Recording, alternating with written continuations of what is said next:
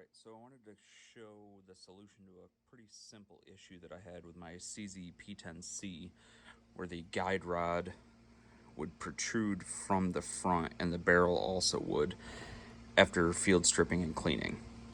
So I'll show you the solution first, is to make sure when you're assembling that the guide rod is up in the half moon indent there on the second step instead of on that first step. It doesn't help the alignment, and the guide rod can actually slide through the front if it's not aligned properly. So if you field strip and clean, make sure you put the small end up front. The rear end, also double check on this specific model. It has an Allen bolt, and you want to make sure that is cinched down so that you're perfectly perpendicular to the guide rod, or that can give you other issues. So when you're installing the spring after field stripping, you go to the first step and then the second step and get locked into that half moon.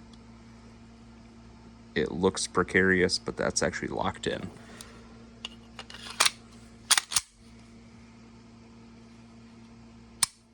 And then make sure that the slide is perfectly aligned with the rest of the firearm.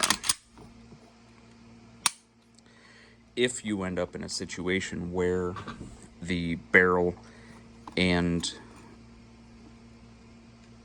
the guide rod are protruding from the front, you might notice that your slide is back a little bit, and when you pull the trigger, it'll pull it back with it.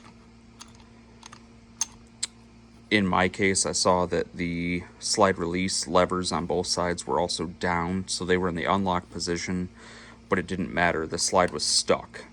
I could pull it back, but it would not go any more forwards. If that happens, the easiest solution that I've found is to ignore the slide release levers and work the slide and the trigger at the same time. And you see that pull back? That should give you, at that point, since the slide release levers are both down already, it should let it slide off and you can reposition that. So,